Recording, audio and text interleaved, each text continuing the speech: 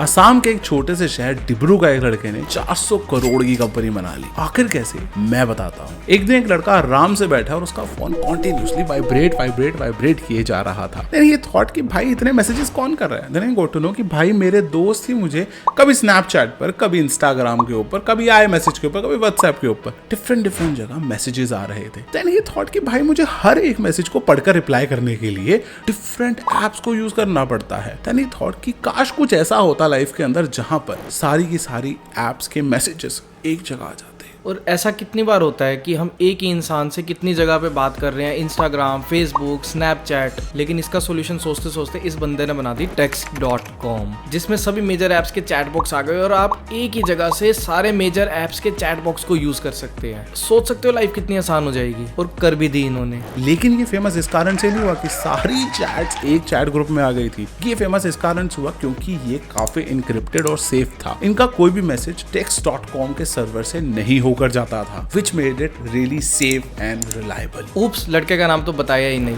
The proud Indian founder of text.com is Kishan Bagadia. लेकिन सारी बात घूम के फिर वहीं आ जाती है कि धंधा तो बना लिया, लेकिन अब पैसे कैसे बनाए, क्योंकि धंधा तो वही है ना जिससे पैसा आता है। तो इन्होंने इसको एक्सक्लूसिव बनाने के लिए लॉन्च किया सब्सक्रिप्शन मॉडल, क्योंकि सबको पता है फ्री की चीज तो लोग लाइटली लेते हैं और ट्रस्ट तो वैसे ही नहीं करते। और ना अब कृष्ण जी को डाटा बेचने की जरूरत थी just to sustain the company. समझ रहे हो मैं किसकी बात कर रहा हूँ? And the most amazing part about this guy is कि ये बंदा IITian नहीं है।